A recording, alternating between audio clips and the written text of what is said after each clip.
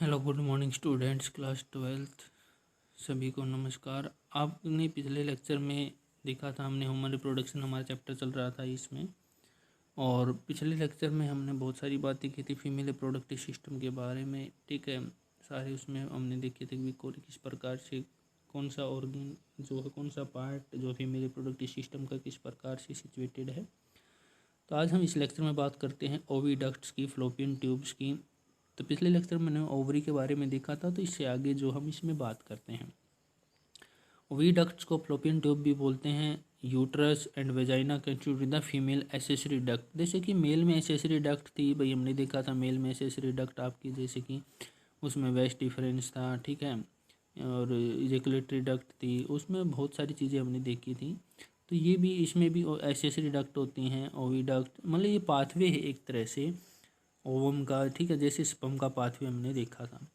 तो oviduct, fallopian tube, uterus and vagina constitute the female accessory duct. फिर इसमें each fallopian tube is about 10 to 12 centimetre long. जो fallopian tube है उसकी लंबाई जो है 10 से 12 सेंटीमीटर होती है, और वो एक्सटेंड करती है फ्रॉम द पेरिफ्री, पेरिफ्री का मतलब outside, from each ovary to the uterus. जो ओवरी है उससे वहाँ से ये मतलब एक्सटेंड करके, the part closer to the ovary is funnel shaped infundibulum, मतलब फनल शेप होता है। फनल शेप देखो ये दिखा रखा है इस डायग्राम में, ऊपर में ब्लू वाले में इस टाइप से फनल शेप का होता है, और ये जिसे नीचे ओवम दिखा रखा है। तो इसको कलेक्ट करना क्या होता है, इसके यहाँ पर मतलब फिंगर लाइक प्रोजेक्शन होते हैं जिनको फिम्बरी बोलते हैं, और एक फिम्बरिया जो है उसका साइज थोड़ा बड़ा होता है ताकि वो आसानी से एग को कलेक्ट कर सकते हैं। उसको ओवेरियन फिम्बरिया बोलते हैं, ठीक है, क्या बोलते हैं उसको, ओवेरियन फिम्बरिया बोलते हैं, ठीक है। तो edge of the infundibulum possess finger like projection called fimbriae which help in collection of the ovum after ovulation. वो क्या करते हैं, वो कलेक्शन करते हैं ओवम का after ovulation. Infundibulum lead to a wider part of the oviduct. Infundibulum जो है उससे नेक्स्ट पार्ट जो है एक वाइडर पार्ट होता है जिसको एम्पुला बोलते हैं। क्या बोलते हैं जिसको, एम्पुला बोलते हैं। The last part of the oviduct isthmus as a narrow lumen. जो इस्थमस है और लास्ट पार्ट होता है ओविडक्ट का, ठीक है, उसमें नैरो लुमन होता है, and it join the uterus, और ये यूट्रस को ज्वाइन करता है। तो तीन पार्ट होते हैं, तीन पार्ट होते हैं ओविडक्ट के, कौन से, infundibulum that will be closer to the ovary, then ampulla, ये मिडल पार्ट हो गया, और जो लास्ट पार्ट है वो इस्थमस है जो यूट्रस से मतलब जुड़ता है, ठीक है। ये देखिए इसमें देखो तीनों पार्ट हैं, ओवरी दिखा रखा है, फिम्बरी दिखा रखी है, finger like projection, infundibulum funnel shape हो गया ये एम्पुला है, और इधर ये यूट्रस की साइड में इस्थमस है, ठीक है। तो तीनों पार्ट इसमें दिखा रखे हैं, आपका एनसीईआरटी का ही डायग्राम है ये। अब इसमें कुछ पॉइंट्स की बात कर ली जाए। फ्लोपियन ट्यूब 2 इन नंबर, 2 होती संख्या में, 1 ईच साइड, प्रत्येक होती है एक तरफ, ठीक है। 10 to 12 सेंटीमीटर लॉन्ग ट्यूब होती हैं, extend from periphery of each ovary to the uterus, मतलब ओवरी से लेके यूट्रस तक ये एक्सटेंड होती हैं। Mesosalpinx is a double fold of peritoneum that supported fallopian tube. अब देखो यहाँ पर क्या बोला है, इन मीजोसेल्पिंग्स जो है एक डबल फोल्ड होती है पेरिटोनियम की, जो इस फ्लोपियन ट्यूब को सपोर्ट करती है। और मैंने एक लेक्चर में बात की थी मीजोवेरियम की। मीजोवेरियम भी एक पेरिटोनियम की ही मतलब स्ट्रक्चर होता है, फोल्डेड स्ट्रक्चर होता है, जो सपोर्ट करता है किसको, ओवरी को। तो ये बात आपको क्लियर याद रखनी है कि मीजोवेरियम जो है पेरिटोनियम का जो पार्ट है वो सपोर्ट करता है किसको, ओवरी को, और मीजोसेल्पिंग्स जो है वो किसको सपोर्ट करता है, फ्लोपियन ट्यूब को, ठीक है। तो ये देखिए इस प्रकार से देखो मीजोसेल्पिंग्स दिखा रखा है इसमें, ठीक है, जो सपोर्ट कर रहा है किसको, फ्लोपियन ट्यूब को, और मीजोवेरियम जो इसके नीचे की साइड में है जो ओवरी को सपोर्ट कर रहा है, ठीक है। Fallopian tube fact, one of the fimbriae is longer than the other and attach to the tubal pole of the ovary. जो फिम्बरिया है एक लंबा फिम्बरिया होता है, बताया था मैंने आपको, जो मतलब दूसरे से लंबा होता है और अटैच होता है tubal pole of the ovary, जिसको ओवेरियन फिम्बरिया बोलते हैं, ठीक है। Ostium is the aperture present in the funnel shape part closer to ovary called the infundibulum. Ostium is 3 mm in diameter. Ostium actual में एक पोर होता है जिसके अंदर से ओवम उस फ्लोपियन ट्यूब के अंदर घुसेगा, ठीक है, तो उसको ओस्टियम बोलते हैं। फनल शेप जो है पार्ट है, जो इनफंडिबुलम पार्ट है वहाँ पर होता है ये, और इसका डायमीटर कितना होता है, 3 mm, ठीक है। फ्लोपियन ट्यूब लाइन बाइसिलेटेड कोलुमिनर एपिथेलियम, जो फ्लोपियन ट्यूब पूरी की पूरी फ्लोपियन ट्यूब है उसमें जो एपिथेलियम जो टिश्यू है कोलुमिनर एपिथेलियम टिश्यू होता है और उस पर सीलिया प्रेजेंट होते हैं। जैसे इस प्रकार से दिखा रहे कि ये कोलुमिनर सेल्स हैं, एपिथेलियम सेल, और इनके ऊपर ये हेयर लाइक स्ट्रक्चर जो दिखा रखे हैं ये जो हैं एक तरह से क्या हैं, सीलिया हैं। तो ये सीलिया बीट करते हैं टुवार्ड्स यूट्रस, यूट्रस की तरफ मतलब ये बीट करते हैं एक तरह से। और ऐसा क्यों होता है, क्योंकि जैसे जब स्पर्म आता है तो स्पर्म वापस न जा पाए, स्पर्म की मोटिलिटी में हेल्प करते हैं, स्पर्म ज़्यादा मतलब स्पीडली उसके पास जाए ओवम के पास, तो इस प्रकार से ये अरेंज होते हैं। ठीक है। Fallopian tube fact, ampulla is thin wall dilated mid portion of fallopian tube, जो एम्पुला है वो पतला पार्ट होता है और मिड पोर्शन होता है फ्लोपियन ट्यूब का।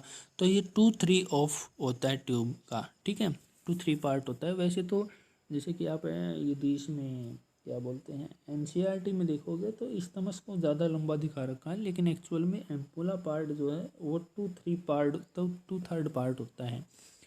ठीक है। Ampulla is 6 to 7 metre long, diameter 4 mm होता है इसका। ठीक है।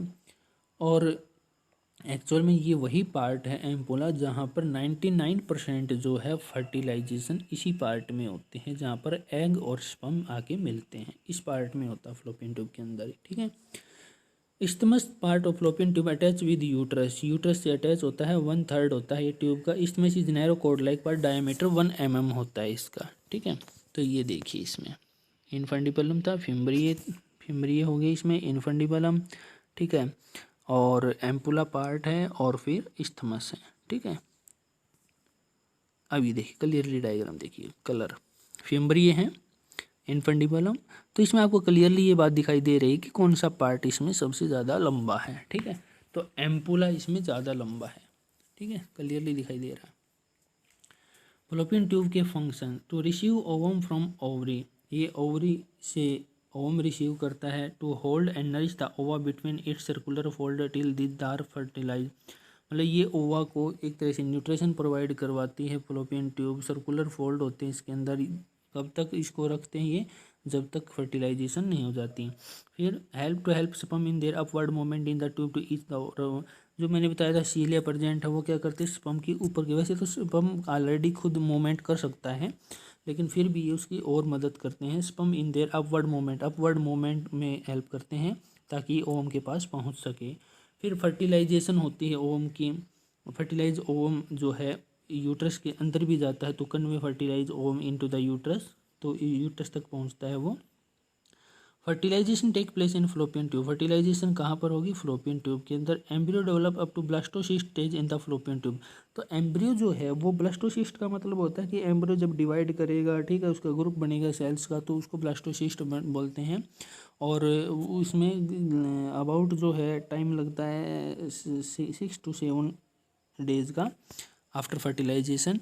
और फिर जो है ब्लास्टोसिस्ट जो है इम्प्लांटेशन के लिए कहा जाता है यूट्रस के पास। ठीक है। ये देखिए एग ओव्यूलेटेड हुआ, फर्टिलाइजेशन हुई, ठीक है, फर्टिलाइज एग हो गया, जाइगोट बन गया।